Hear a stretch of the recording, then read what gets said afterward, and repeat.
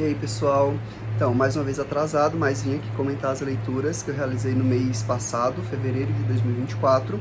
E aí eu li muita coisa, tem uma pilhazinha aqui para comentar. Então, esse vídeo vai ser só sobre os lidos, e aí, se der certo, eu faço um vídeo com o que eu tô lendo, tá? No mês de março. Bom, eu vou começar falando da biografia do Jacques Lacan. Na verdade, não é exatamente uma biografia, tá? O nome do livro é Jacques Lacan, Esboço de uma Vida, História de um Sistema de Pensamento, da Elisabeth Roudinesco. E aí, por que não é exatamente uma biografia? Porque a gente não tem dado biográfico suficiente sobre a vida do Lacan, especialmente da infância e adolescência dele.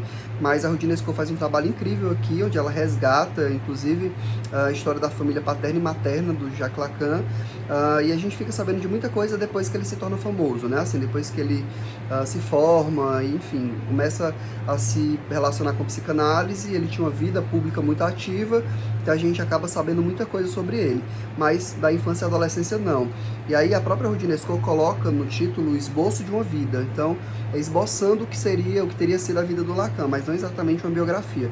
É muito mais a história de um sistema de pensamento, porque por muitas vezes ela se debruça sobre autores e sobre pessoas que estavam com Lacan e que ele estudou, e aí ela se debruça a explicar o pensamento desses autores, como foi que isso influenciou Lacan e tudo mais. Então, é um livro bem teórico, assim, de certa forma, embora ela construa o sistema de pensamento, né? Assim, ela consiga traçar pra gente como foi que como foi que ele construiu tudo isso, as teorias, enfim. Então, é um livro interessante, mas não é um livro leve, assim, no sentido de, vou deitar aqui e ficar lendo um pouco sobre a vida do Lacan, que às vezes acontece com as biografias do Freud, assim, é mais prazeroso de ler. Mas a do Lacan não exatamente, porque é bem teórico, e por vezes você precisa de um certo conhecimento sobre esses outros autores que ela tenta dar, mas ainda assim é bem complexo e você não quer aprofundar. Então, bom, é interessante porque eu acho que é o que a gente tem sobre o Lacan, na verdade, né? Assim, já que não temos muitos dados biográficos. Esse livro é de 93 e ele é o terceiro de uma série de livros que ela estava publicando. Na verdade, ela publicou 2 livros sobre a história da psicanálise na França. Esse seria o terceiro volume, né? O terceiro e último volume da história da psicanálise na França, que tenta resgatar um pouco da construção da psicanálise na França a partir do Lacan. E aí esse terceiro é mais voltado para ele especialmente, né? E aí, gente, assim, eu queria só dizer uma coisa, que eu não li esses livros todos em fevereiro, tá?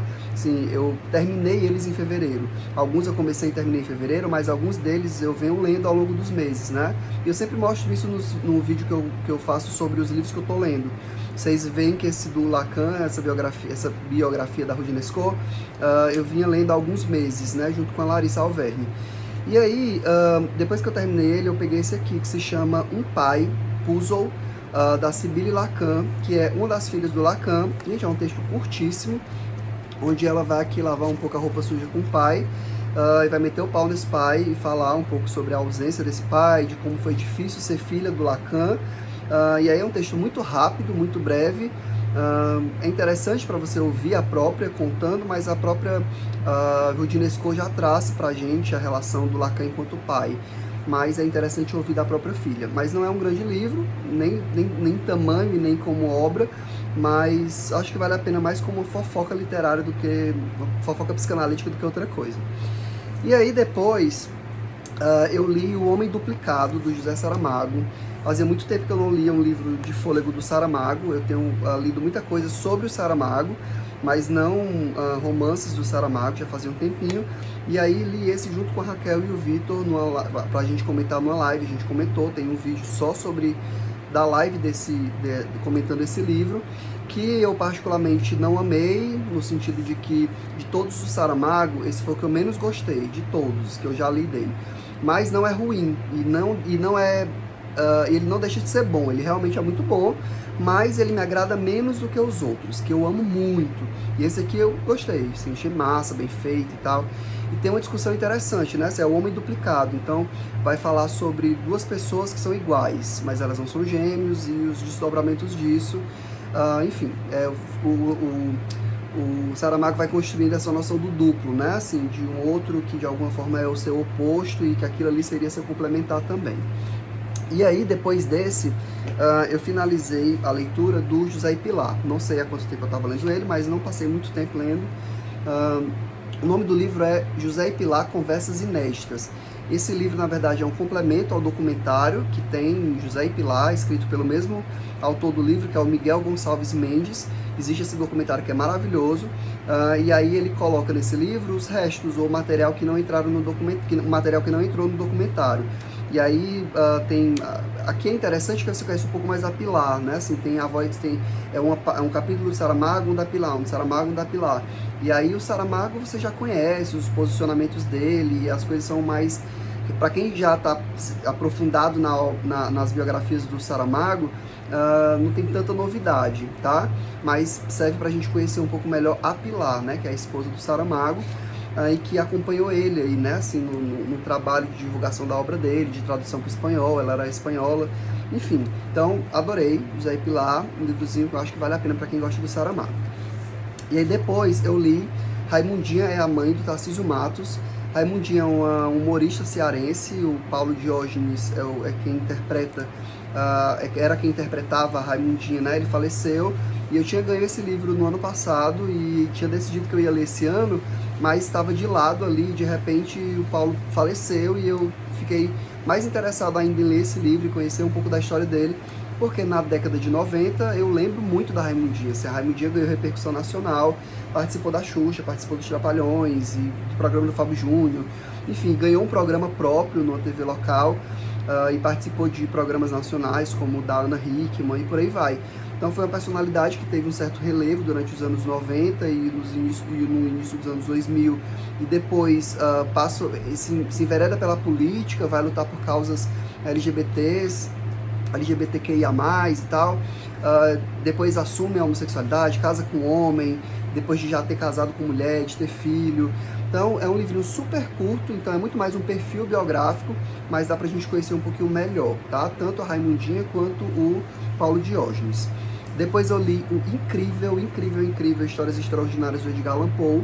Isso aqui é para um grupo de literatura e psicanálise do qual eu faço parte, que é o Grupo Gradiva, que a gente lê um livro que de alguma forma tem alguma referência na psicanálise, e aqui nesse livro traz o conto da Carta Roubada, A Carta Roubada, que o Lacan escreve um texto, ou profere um seminário, que é o Seminário da Carta Roubada, que está lá nos Escritos, né, no livro do Lacan, Escritos, e a gente leu o Histórias Extraordinárias e discutiu o Seminário da Carta Roubada. Então foi bem interessante, a gente não se limitou à Carta Roubada, que é um dos contos do livro, a gente leu o livro todo e comentou, na medida do possível, ele de forma geral.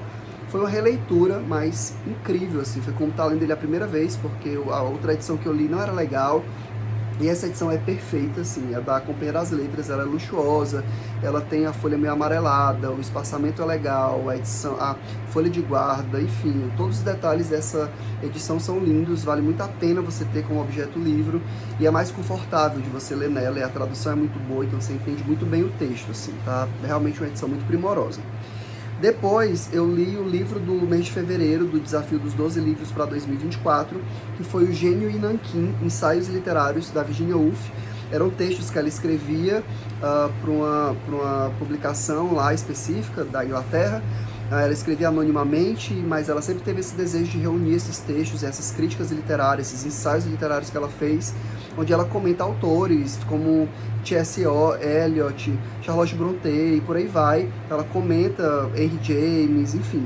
E aí ela comenta esses autores e a gente fica conhecendo um pouco melhor assim, dos gostos literários dela, do que ela pensava sobre algumas obras conhecidas, outras não tanto, que vão funcionar aí como recomendações da própria Virginia Woolf.